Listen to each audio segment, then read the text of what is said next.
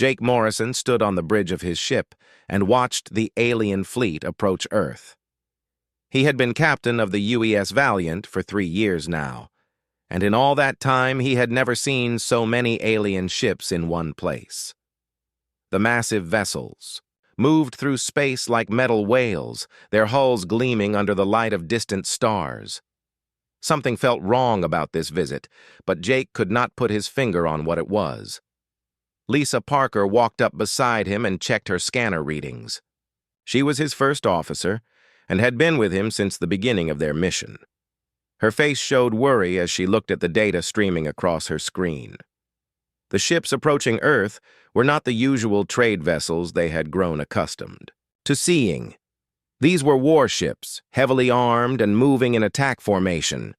3 years ago, humanity had joined something called the Galactic Cooperative Alliance. It sounded like a wonderful thing at the time. 7 different alien species had come together to form a peaceful group that helped each other with trade, technology, and protection. When they invited humans to join, it felt like the greatest moment in human history. Finally, humanity was not alone in the universe. Admiral Frank Collins had been the man who made it all happen. He worked day and night to build trust between humans and the alien species. He learned their languages, studied their cultures, and always tried to find ways for everyone to work together. Just last week, he had returned from the Andorian homeworld with what he thought was a new trade agreement. He was so proud of the progress they were making. Dr. Rebecca Stone worked at the Human Colonial Defense Network on Mars. She spent her days studying alien technology and trying to understand how it worked. The aliens had been very generous with sharing their knowledge, and she had learned so much from them. Her team had made amazing discoveries by combining human creativity with alien science. She thought they were building something beautiful together. The first sign that something was wrong came when Dr. Stone intercepted a communication between 2 alien ships.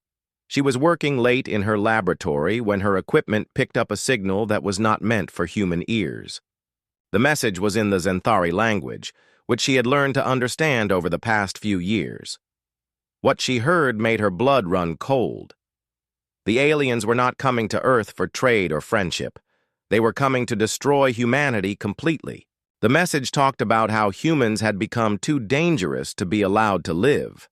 Human technology was advancing too quickly, human colonies were spreading too fast across the galaxy, and human military tactics were too effective. The Alliance had decided that humanity must be stopped before they became a real threat. Dr. Stone realized with horror that everything had been a lie from the beginning. The aliens had never wanted humans as partners or friends. They had been studying humanity for 3 years, learning everything they could about human strengths and weaknesses. Every piece of technology they had shared, every friendship they had built, every bit of trust they had earned had been part of a plan to destroy humanity when the time was right. She tried to contact Admiral Collins, but the communication lines had been cut. She tried to reach Jake Morrison on his ship, but there was no response. The alien fleet had surrounded Earth and was blocking all human communications. Dr. Stone was trapped on Mars with the terrible knowledge of what was about to happen, and there was nothing she could do to warn anyone. On the bridge of the Valiant, Jake Morrison finally understood what his instincts had been telling him. The alien ships had not come for a friendly visit. They had come for war. Lisa Parker ran from station to station, trying to get their weapons and shields ready for battle. The crew worked with desperate speed, but they all knew it was probably too late.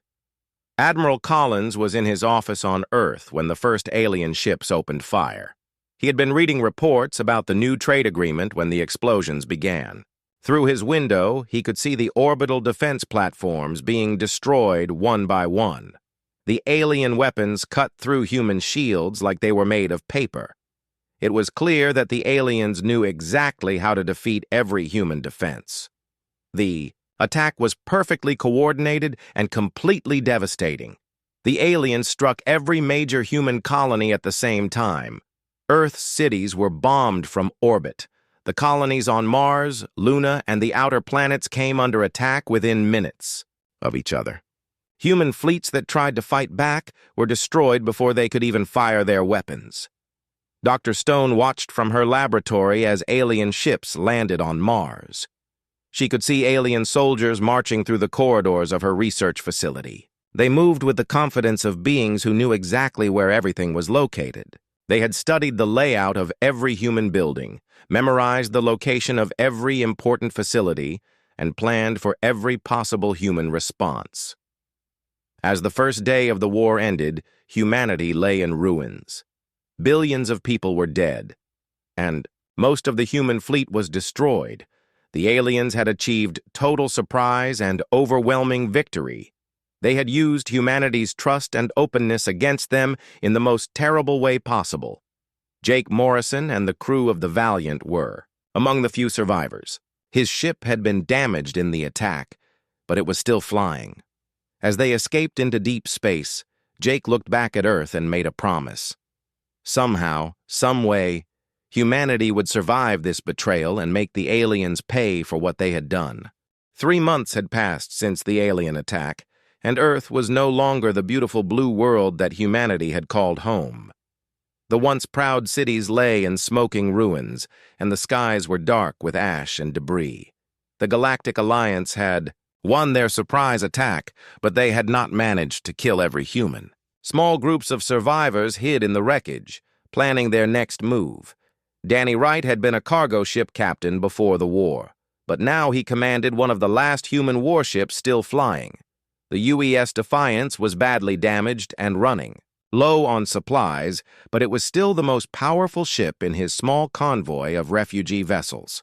His crew had rescued thousands of survivors from the destroyed colonies, and now they were heading toward the outer rim of the galaxy, where they hoped to find safety. The most important thing Danny carried was not people or supplies, but information. Dr. Rebecca Stone had managed to escape from Mars with her complete research files about alien technology and military tactics. Her data included everything humanity had learned about the Alliance species over the past 3 years. Danny knew that this information might be the key to humanity's survival. Amy Foster had been a Marine lieutenant colonel when the war began, and now she was leading one of the largest groups of human survivors still fighting on Earth. Her people had learned to hide in the ruins of cities and strike at alien patrols when they least expected it. The aliens controlled most of the planet, but they were learning that humans could be very dangerous when they had nothing left to lose. Amy studied the alien occupation patterns and found weaknesses that could be exploited. The Alliance soldiers were used to fighting enemies who would surrender when faced with superior force. They did not understand how to deal with humans who refused to give up no matter how hopeless things seemed. Every alien patrol that ventured too far from their bases risked being ambushed by Amy's fighters. In the asteroid belt between Mars and Jupiter, Carl Johnson was working to keep humanity's industrial base alive. He had been chief engineer at several mining stations before the war, and now he was secretly coordinating between dozens of automated facilities that the aliens had overlooked. These mining platforms and factories were small and hidden, but together they could still produce weapons and supplies for the human resistance. Carl's network communicated through coded messages that looked like normal commercial traffic. The aliens monitored human communications, but they did not understand that the survivors were using old mining codes to coordinate their activities. Slowly but surely, Carl was building a secret supply line that could support human fighters across the galaxy. Admiral Frank Collins was supposed to be dead according to alien intelligence reports, and he was happy to let them keep thinking that way. He had escaped from Earth during the first hours of the attack and was now hiding with a small fleet in the gas clouds around Jupiter. From his secret base, he was trying to contact all the scattered human survivors and organize them into a unified resistance movement. Collins had learned a bitter lesson about trust and cooperation. The aliens had used humanity's openness against them, studying human weaknesses while pretending to be friends. Now Collins was determined to turn that betrayal into a weapon.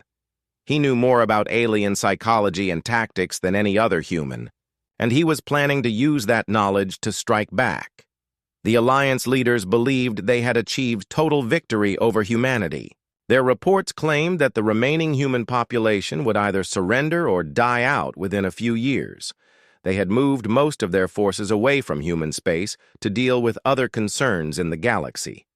This was exactly the mistake that Collins had been hoping they would make. Dr. Stone worked day and night in her makeshift laboratory aboard Danny Wright's ship. She was analyzing captured alien equipment and looking for ways to improve human technology. The key insight she had discovered was that alien technology was designed for cooperation and standardization. Every Alliance ship used the same type of shields, the same weapons, and the same tactical systems. This made them efficient, but it also made them predictable. Human technology had always been different. Humans built things that could be modified, repaired, and improved, using whatever materials were available. Human weapons were designed to work even when damaged, and human ships could be rebuilt using parts from other species. Dr. Stone realized that humanity's chaotic approach to engineering might actually be an advantage in this war. Amy Foster's resistance fighters were learning new tactics every day. They had captured alien weapons and were figuring out how to use them against their former owners. They had also learned how to mimic alien appearance and behavior well enough to move around in occupied areas without being detected. Every day they grew stronger and more dangerous. The aliens had expected to face a broken and demoralized enemy, but instead they found themselves fighting an enemy that seemed to get stronger with every defeat. Human survivors were not just hiding and waiting to die, they were adapting, learning, and preparing for the day when they would be strong enough to strike back at their betrayers. Danny Wright's convoy reached the Outer Rim territories and found other human survivors who had escaped the initial attack. They began sharing information and resources, slowly building a network that stretched across multiple star systems. The aliens thought they had scattered humanity to the winds, but they had actually created something much more dangerous than the peaceful civilization they had destroyed. Collins sent out coded messages to every human group he could contact. His message was simple but powerful: survive, adapt, and prepare for revenge. The aliens had betrayed humanity's trust and destroyed their home, but they had also made a terrible mistake. They had turned humanity into exactly the kind of enemy they had feared most, and now they were going to learn what that really meant.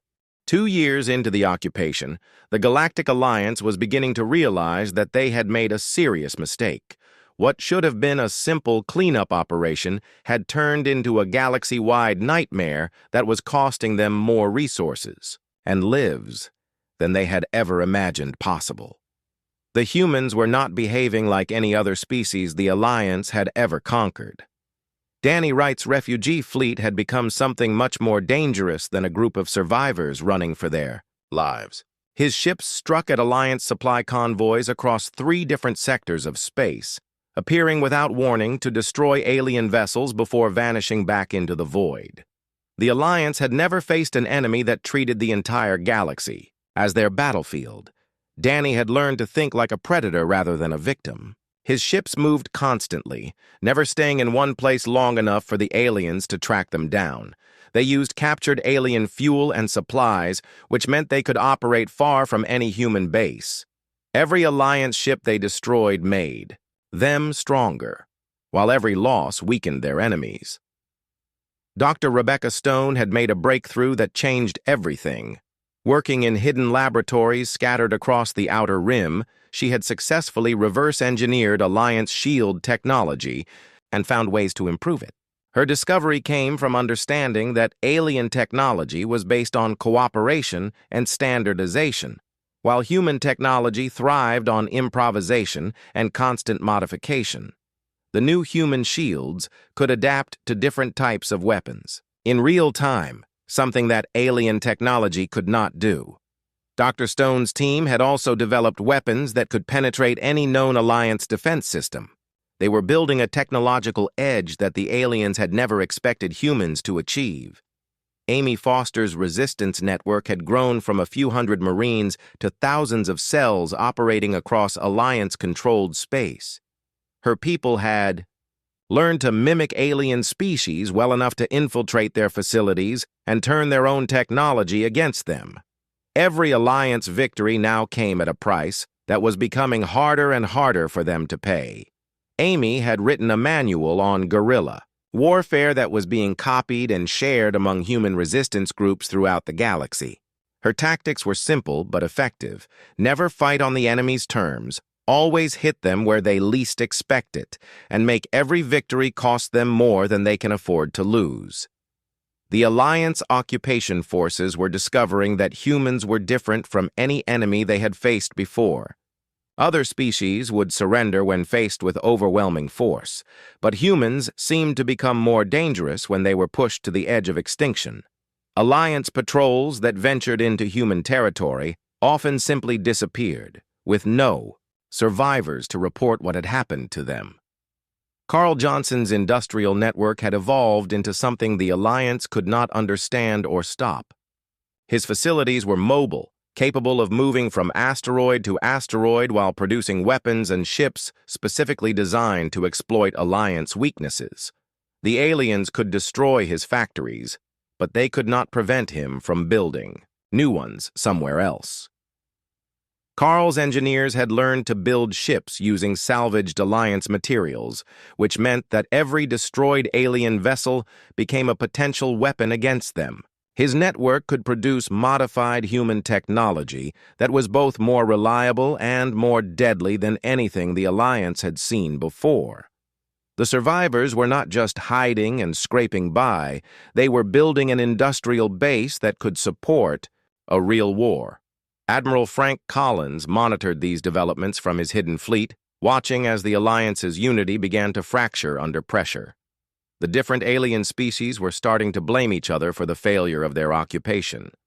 The Zenthari demanded more resources for their military operations, while the crystalline Vorthak questioned whether humans could ever be truly controlled.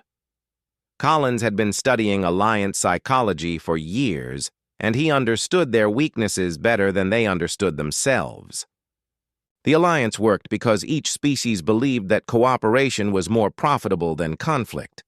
But the human resistance was making cooperation very expensive, and some species were beginning to wonder if the war was worth continuing. The gas-based Etherians had already suggested that the Alliance should simply exterminate all remaining humans rather than continue trying to control them. This proposal horrified some of the other Alliance species who worried about the moral implications of genocide. The Alliance Council spent more and more time arguing among themselves rather than fighting the human resistance. Collins began sending carefully crafted messages to different Alliance species, designed to increase their distrust of each other. He reminded the Vorthak that the Zenthari had started this war without consulting them, and he suggested to the Etherians that the other species were too weak to finish what they had started. Every message was designed to make the Alliance less unified and more vulnerable. Dr. Stone's research teams were making new discoveries every day. They had developed fusion drives that were faster than anything in the galaxy, artificial intelligence systems that could outthink Alliance strategics, computers and weapons that could destroy targets the aliens thought were impossible to reach. Human technology was advancing at a rate that terrified their enemies. Amy Foster's fighters were no longer just conducting hit-and-run attacks. They were launching coordinated operations that destroyed entire Alliance bases and liberated human prisoners. Her people had become teachers, showing other oppressed species in the galaxy how to fight back against Alliance domination. The rebellion was spreading beyond humanity. The tide began to turn when Danny Wright's fleet intercepted an Alliance convoy carrying a high-ranking Zenthari admiral. The human attack was so swift and devastating that the aliens had no time to send a distress signal. The admiral's capture provided Collins with detailed information about Alliance military plans and political divisions. Using this intelligence, Collins began planning the operation that would announce humanity's return as a galactic power. The aliens had taught humans that trust was a weakness and cooperation was a liability. Now, humanity was going to teach the Alliance the price of that lesson, and the cost would be higher than any of them could imagine.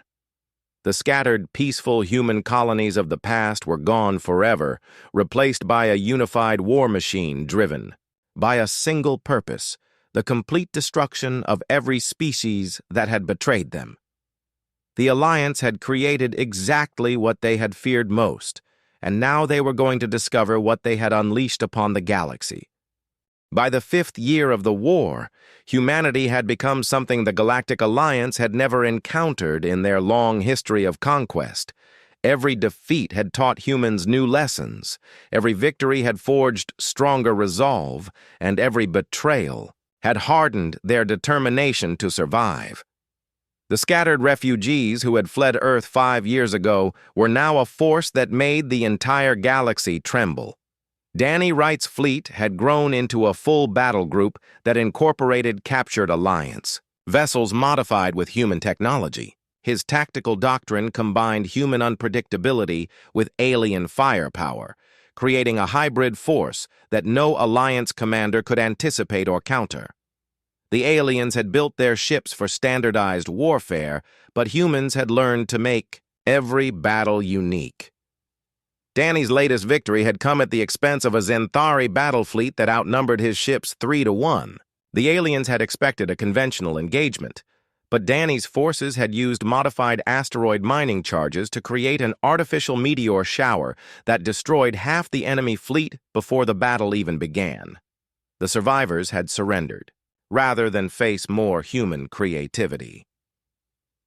Dr. Rebecca Stone's research teams had achieved something that Alliance scientists thought was impossible. They had developed technology that surpassed Alliance capabilities in every meaningful way. Human fusion drives could outrun anything in the galaxy. Human computer systems could outthink Alliance strategic networks, and human weapons could penetrate defenses that the aliens had considered impregnable. The breakthrough had come from understanding that human innovation worked differently than alien research. The Alliance species developed technology through careful consensus and gradual improvement, but humans threw everything they could think of at a problem until something worked. Dr. Stone's teams were producing new weapons and defenses faster than the Alliance could develop countermeasures. Amy Foster had evolved from guerrilla leader to architect of a completely new kind of warfare. Her operations manual was being studied by resistance movements across the galaxy as other species began to question Alliance authority. The humans had become teachers, showing oppressed peoples throughout the galaxy that the mighty Alliance could be defeated. Amy's latest operation had liberated an entire Vorthak colony that had been enslaved by the Zenthari. The crystalline beings had been so grateful that they had shared their advanced mining technology with the human resistance. Amy realized that humanity was no longer fighting alone. They were leading a galaxy-wide rebellion against Alliance tyranny. The Alliance species were discovering that their empire was built on fear rather than loyalty. When humans proved that the Alliance could be defeated, other species began to remember their own grievances and old hatreds. The careful balance of power that had kept the Alliance stable for centuries was beginning to collapse. Carl Johnson's industrial complex had grown beyond mere production into something that redefined what was possible. His facilities were now mobile, capable of constructing entire fleets while moving between star systems. The Alliance could destroy human factories, but they could not stop human ingenuity from rebuilding somewhere else bigger and better than before. Carl's latest achievement was a shipyard that could break down captured Alliance vessels and rebuild them as human warships within a matter of days. Every Alliance ship that fell into human hands made the resistance stronger, while every loss weakened their enemies.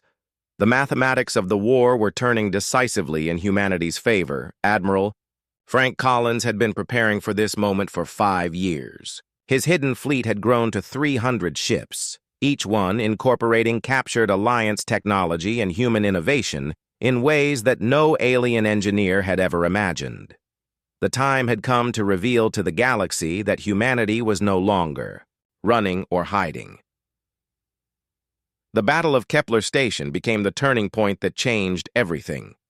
Collins emerged from hyperspace with his entire fleet and engaged an Alliance force twice his size.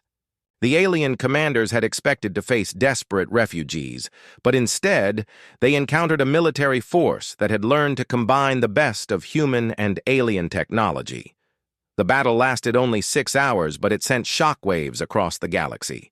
The Alliance fleet was not just defeated, it was completely destroyed.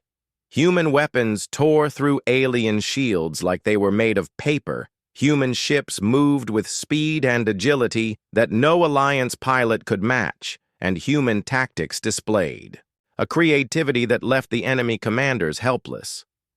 Collins broadcast the battle across the galaxy, making sure that every species could see what had happened.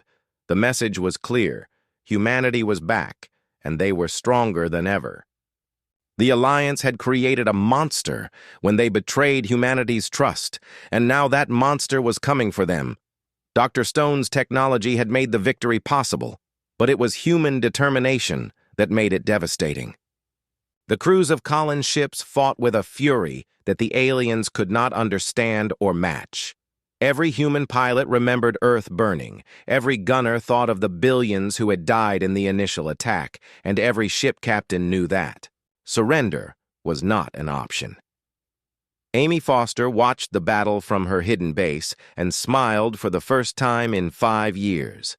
The resistance cells across the galaxy were reporting that Alliance forces were beginning to retreat from occupied worlds. Some alien commanders were even attempting to negotiate with human representatives, though they were quickly discovering that humans were no longer interested in peaceful solutions. Danny Wright received Collins's message and began coordinating his fleet with the Admiral's forces. The time for hit-and-run attacks was over. Now it was time for open warfare on a galactic scale. The Alliance had taught humanity that the universe was a dangerous place where only the strong survived, and humans had learned that lesson very well. Carl Johnson's factories began producing ships at maximum capacity, turning out vessels designed for a single purpose: revenge. The new ships were not exploration vessels or defensive platforms, but instruments of absolute warfare capable of sterilizing entire star systems if necessary. Humanity was preparing to teach the galaxy the true meaning of consequences. The Alliance Council met in emergency session on their capital world, but they could no longer agree on anything. Some species wanted to negotiate with the humans. Others demanded total war, and a few were secretly preparing to abandon the Alliance entirely. The unity that had made them strong was crumbling under the pressure of an enemy they had created but could no longer control. The final phase of the war lasted only 18 months, but it reshaped the galaxy in ways that would be remembered for thousands of years. Humanity's response to betrayal was not just military, it was existential. They had learned that trust was a luxury they could no longer afford, and they were determined to make sure that no species would ever be in a position to betray them again. Danny Wright led the assault on the Xanthari homeworld, using their own orbital defense networks against them. The irony was not lost on him. The same trust that had once made humans vulnerable now made their enemies predictable. The Alliance species had grown complacent over centuries of easy victories, relying on superior technology and numbers rather than the adaptability that had kept humanity alive. The Xanthari had built their defenses to repel attacks from other Alliance species, but they had never imagined facing an enemy that would use their own children as weapons. Danny's ships broadcast surrender offers in perfect Xanthari language, causing confusion in the defense networks long enough for human forces to penetrate their shields and begin the bombardment. Dr. Rebecca Stone's greatest achievement was not a weapon, but a revelation that destroyed the Alliance more completely than any military victory could have. Her analysis of captured Alliance communication networks revealed that the betrayal of humanity had been planned for decades before first contact was ever made.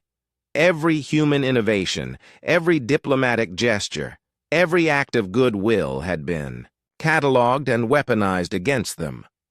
Dr. Stone broadcast this evidence across the galaxy, showing every species exactly how the Alliance operated.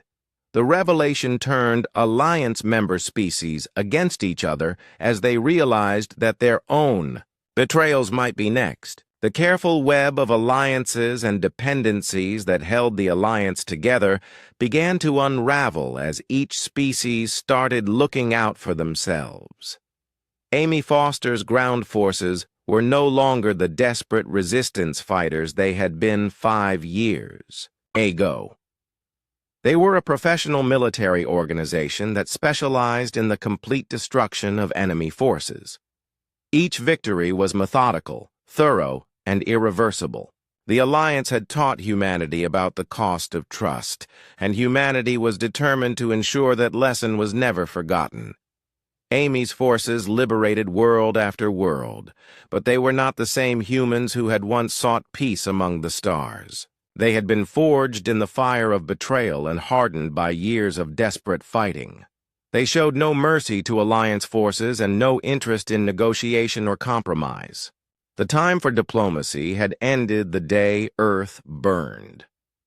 Carl Johnson's industrial might reached its peak with the construction of the Retribution Fleet.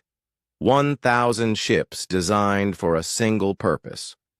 They were not exploration vessels or defensive platforms, but instruments of absolute warfare capable of destroying entire civilizations. The Alliance had awakened something in humanity that they could no longer control or contain. Carl's factories worked around the clock, turning out ships that incorporated 5 years of captured alien technology and human innovation. Each vessel was unique, designed to exploit specific weaknesses in Alliance defenses. No two ships used the same weapons or tactics, which meant that Alliance forces could never prepare for what they would face next. The Alliance's final stand came at their capital world of Concordia, where representatives of all 7 species gathered in desperate council. They had called for this meeting to discuss surrender terms, but they were about to discover that surrender was no longer an option humanity was prepared to accept. Admiral Frank Collins personally led the siege of Concordia, bringing with him every ship that humanity could field. His fleet surrounded the planet and began broadcasting a simple message to the Alliance leadership. You taught us that cooperation was weakness and trust was foolishness. Thank you for the lesson. Now we will teach you about the consequences of your choices. The Alliance leaders tried to negotiate, offering reparations and promising to withdraw from all human space. They spoke of the mutual benefits of peace and the terrible cost of continued warfare. Collins listened to their words and remembered other promises they had made 5 years ago, before they had revealed their true nature. Collins gave them his answer in the form of a comprehensive bombardment that lasted for 72 hours. The Alliance capital was not just conquered, it was erased from existence. Every government building, every military installation, every symbol of Alliance power was reduced to rubble and ash. The message to the galaxy was clear. This was the price of betraying humanity. The Alliance surrendered unconditionally after the fall of Concordia. But surrender was meaningless at this point. The galaxy that emerged from the ashes of the war was fundamentally different from the one that had existed before. The Alliance was gone, its member species scattered or destroyed, and other civilizations had witnessed humanity's transformation and kept their distance.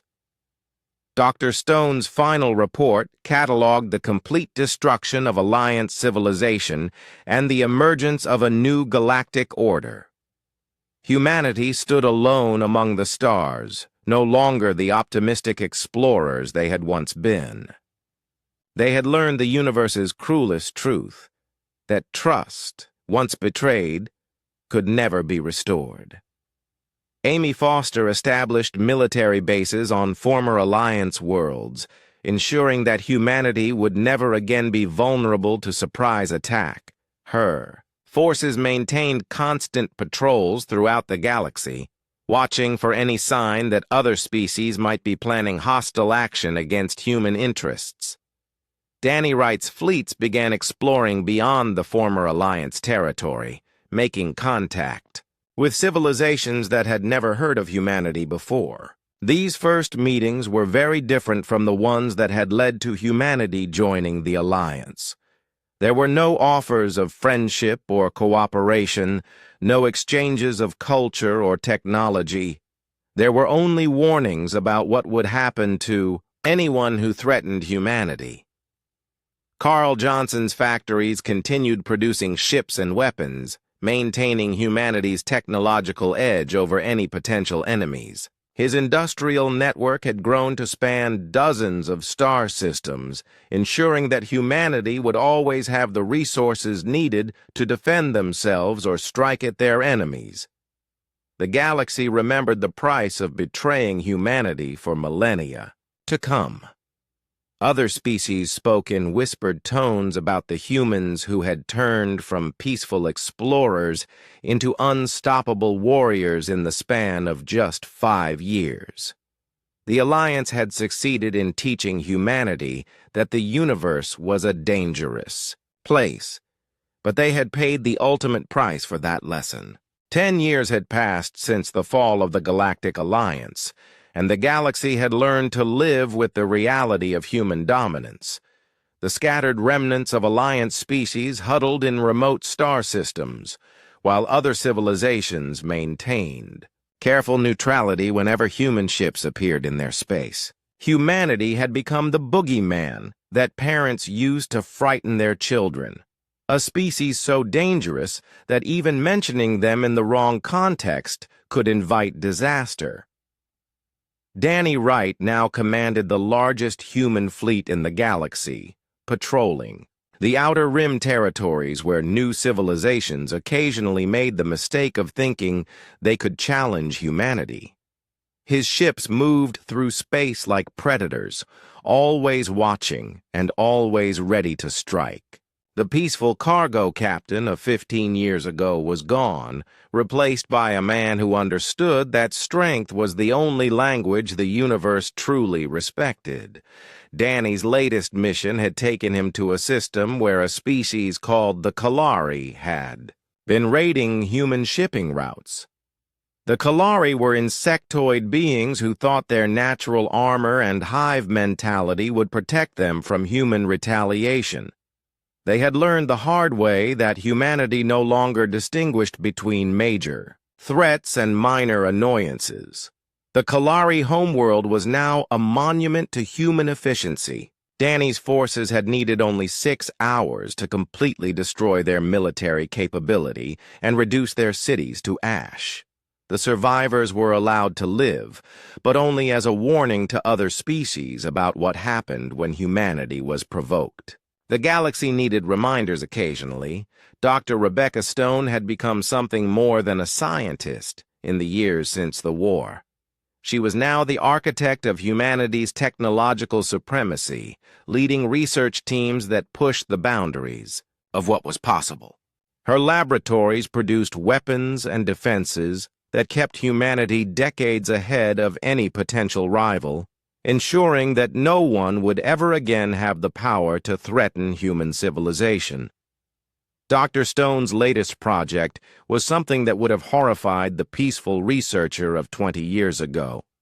She was developing technology that could eliminate entire species from the galaxy if they posed a threat to humanity. The work was morally complex, but she had learned that moral complexity was a luxury that humanity could not afford in a hostile universe.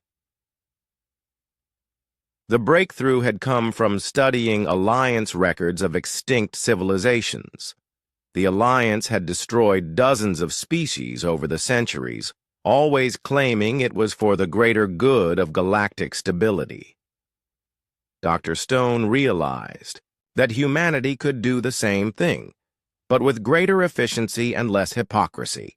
If other species wanted to play by those rules, humanity would show them how the game was really played. Amy Foster had transitioned from military commander to something that other species called the Shadow General. Her forces operated throughout the galaxy, maintaining networks of informants and agents who reported on any species that might be developing anti-human sentiment. The old Amy Foster, who had believed in justice and mercy, was buried alongside the billions who had died when Earth burned. Amy's latest operation had uncovered a conspiracy among 3 different species to develop weapons specifically designed to kill humans. The conspirators had thought they were being clever by meeting in secret and using coded communications. They had not realized that humanity now monitored every conversation in the galaxy and could decode any encryption they encountered. The response had been swift and comprehensive. Amy's forces had struck all 3 civilizations simultaneously, eliminating their leadership and destroying their research facilities. The survivors were left alive to spread the story of what happened when species plotted against humanity. Fear was a more effective deterrent than friendship had ever been. Carl Johnson's industrial empire now spanned half the galaxy, producing not just weapons and ships, but the entire infrastructure of human civilization. His factories built the cities where humans lived, the farms that fed them, and the ships that carried them to new worlds. Humanity was no longer dependent on any other species for anything they needed to survive. Carl's greatest achievement was the construction of the fortress worlds, planets that had been completely transformed into military bases capable of supporting human fleets. These worlds served as staging areas for human expansion and as refugees that could withstand any conceivable attack. Never again would humanity be caught unprepared for betrayal. Admiral Frank Collins had become the unofficial emperor of human space, though he would never use such a title. He coordinated the activities of all human military forces and made the strategic decisions that shaped humanity's relationship with the rest of the galaxy. The diplomat who had once believed in cooperation and mutual understanding was gone, replaced by a strategist who thought only in terms of threats and responses. Collins spent his days studying reports from across the galaxy, looking for any sign that other species might be developing the capability to challenge human supremacy. He maintained detailed files on every known civilization, tracking their technological development and military capabilities. When a species grew too powerful or too ambitious, Collins made sure they were reminded of their place in the new galactic order. The latest intelligence reports showed that several species in the far rim were attempting to form a new alliance similar to the one that had betrayed humanity. Collins found this development interesting rather than threatening. These species had apparently not learned the lesson that the galaxy had been taught 15 years ago. Collins began planning a demonstration that would remind everyone why alliances against humanity were a fatal mistake. The new alliance would be allowed to grow and develop until they felt confident in their ability to challenge human power. Then humanity would destroy them so completely that no one would ever again think that cooperation could overcome human superiority. Dr. Stone's research had revealed that several species were attempting to develop faster-than-light communication technology that could evade human monitoring. They thought they could coordinate resistance activities without humanity knowing about their plans. Dr. Stone found their optimism touching, if ultimately futile. Amy Foster's agents were already infiltrating the new alliance, learning their plans and identifying their leaders.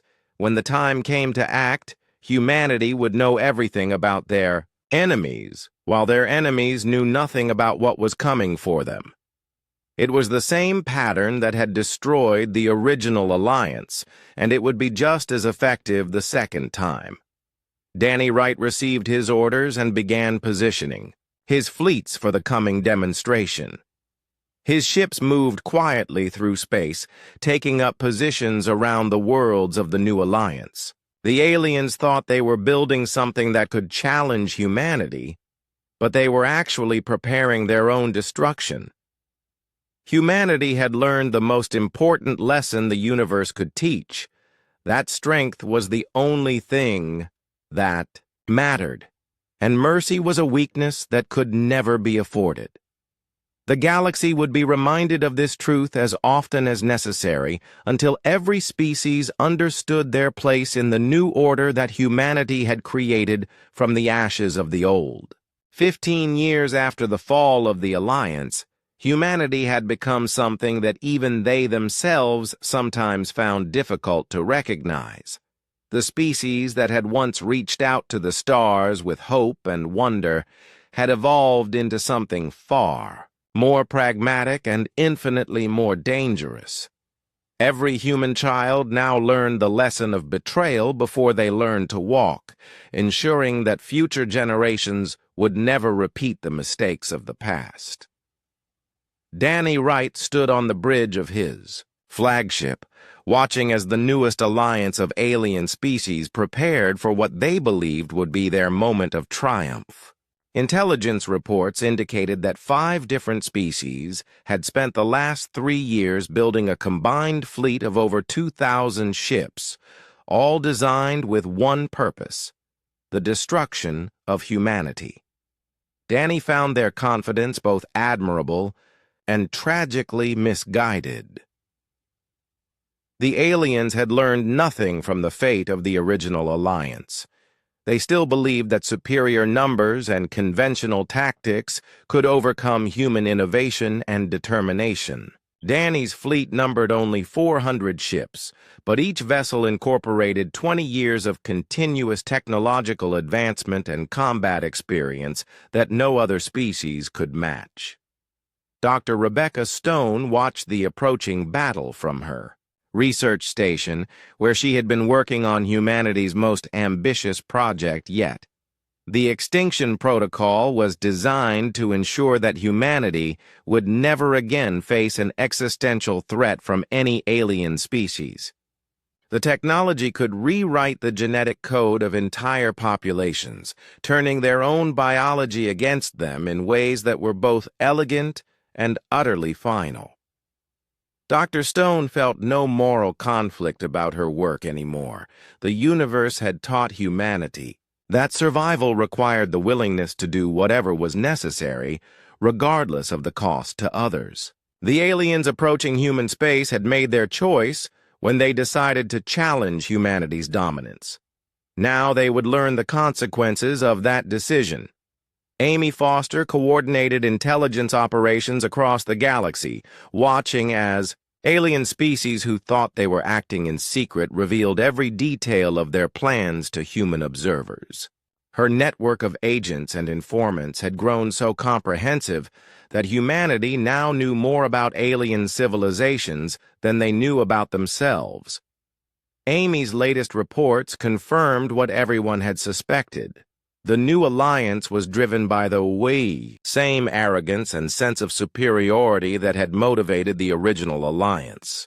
They spoke of eliminating the human threat and restoring proper order to the galaxy, as if humans were some kind of disease that needed to be cured. Amy found their attitude familiar, and she knew exactly how to respond to it. Carl Johnson's factories had spent months preparing for this moment, producing weapons and ships that pushed the boundaries of what physics would allow. His latest creations were vessels that could destroy entire star systems if necessary, ensuring that humanity would always have the option of absolute response to any threat. The aliens were bringing conventional warships to a fight that would redefine the meaning of warfare. Carl had also developed technology that could turn alien planets into weapons against their own inhabitants. Gravity manipulators could tear worlds apart from within, while atmospheric processors could make air itself toxic to alien life. Humanity was no longer content to simply defeat their enemies. They wanted to demonstrate that challenging humanity was fundamentally impossible. Admiral Frank Collins studied the tactical situation from his command center, analyzing the alien formations and predicting their likely strategies. He had fought this same battle many times over the past 20 years, always against enemies who thought they had found some new way to overcome human superiority. The results were always the same, but Collins never grew tired of teaching the lesson. Collins had identified the alien leadership structure and developed a strategy that would eliminate their command capability within the first hour of battle. The aliens had organized themselves along traditional military lines with clear hierarchies and centralized decision-making. This efficiency would become a fatal vulnerability when human forces began targeting their commanders. The battle began, exactly as Collins had predicted, with the alien fleet attempting a coordinated assault on human positions. Their ships moved in perfect formation, following tactical doctrines that had been developed over centuries of conventional warfare. Danny Wright's forces responded with tactics that no military academy in the galaxy had ever taught. Human ships split into individual units that attacked from dozens of different directions simultaneously. Each vessel followed its own tactical plan, coordinated through quantum communication networks that the aliens could not intercept or understand. The result was chaos that looked random to alien observers, but was actually the most sophisticated military operation in galactic history. Dr. Stone's new weapons performed exactly as designed, turning alien shields and armor into liability rather than protection. The technology convinced alien defensive systems that they were under attack from within, causing them to turn their own weapons against the ships they were supposed to protect. Entire alien formations destroyed themselves while their crews struggled to understand what was happening. Amy Foster's intelligence networks provided real-time information about alien morale and command decisions, allowing human forces to anticipate every enemy response before it happened. Her agents aboard alien ships sowed confusion and panic at critical moments, ensuring that alien coordination collapsed just when they needed it most. The alien fleet that had taken 3 years to assemble was completely destroyed in less than 6 hours. Not a single human ship was lost, while alien casualties numbered in the millions. The battle was broadcast across the galaxy, ensuring that every species could witness the futility of challenging human power. Collins followed the military, victory with a demonstration that crushed any remaining alien resistance. Carl Johnson's planet-killer weapons eliminated the homeworlds of all 5 Alliance species, turning thriving civilizations into monuments to the consequences of opposing humanity. The message was clear. This was what happened when species forgot their place in the galactic order. Dr. Stone activated the extinction protocol against 2 of the alien species, demonstrating humanity's capability to eliminate entire evolutionary lines if necessary. The dying aliens broadcast their agony across the galaxy, ensuring that every species understood that humanity now possessed the power of gods and the willingness to use it. Amy Foster's forces occupied the surviving alien colonies, establishing human oversight that would ensure these species never again developed the capability to threaten humanity. The aliens who survived would live as permanent reminders of what happened when species overestimated their own importance. Danny Wright's fleet began patrolling the regions where the Alliance had operated, making sure that other species in the area understood that the protection humanity offered came with absolute obedience as its price. The galaxy had been reminded once again that cooperation with humanity was not optional and resistance was futile. The universe had become a simpler place since humanity learned the true nature of galactic politics. Every species knew their role. Every civilization understood its limitations, and everyone remembered the price of betrayal. Humanity had created a galaxy where peace was possible because no one dared to disturb it. 25 years had passed since the first betrayal, and the galaxy had settled into a new equilibrium that would have been unimaginable to the humans who had first reached for the stars. Every inhabited world now flew human flags alongside their own. Every spaceport displayed signs in human languages, and every species taught their children about the consequences of defying the masters of the galaxy. Danny Wright had become something more than an admiral. He was the visible face of human power to civilizations across known space. His fleets patrolled trade routes and enforced the peace that humanity had imposed on the galaxy. When alien diplomats spoke of Danny Wright, they used the same tone that their ancestors had once reserved for natural disasters and acts of gods. Danny's latest assignment had taken him to the edge of known space, where long-range sensors had detected signs of a previously unknown civilization. First contact protocols had changed significantly since humanity's early days of exploration. There were no longer any attempts at friendship or cultural exchange, only the presentation of terms and the enforcement of compliance. The new species called themselves the Chronari, and they had made the mistake of assuming that their isolation would protect them from human attention. Danny's ships surrounded their homeworld within hours of first contact, while his communications officers broadcast humanity's standard message to newly discovered civilizations: submit or be destroyed. Dr. Rebecca Stone had achieved something that even she had once thought impossible. She had solved the problem of alien resistance permanently. The pacification protocol could rewrite alien psychology at the genetic level, eliminating aggressive instincts and replacing them with an instinctive need to serve human interests. The technology was the culmination of 30 years of research into the fundamental nature of sentient life. Dr. Stone no longer questioned the morality of her work. The universe had taught humanity that morality was a luxury that only the strongest species could afford, and strength came from the willingness to do whatever was necessary for survival. Her technology ensured that future generations of humans would never face the choice between their principles and their existence. The pacification protocol had already been deployed against 17 different species over the past decade. The results were always the same. Within a single generation, former enemies became devoted servants who genuinely believed that serving humanity was the highest purpose any species could achieve. The galaxy was becoming populated by beings who loved their human masters with the same instinct that drove them to breathe.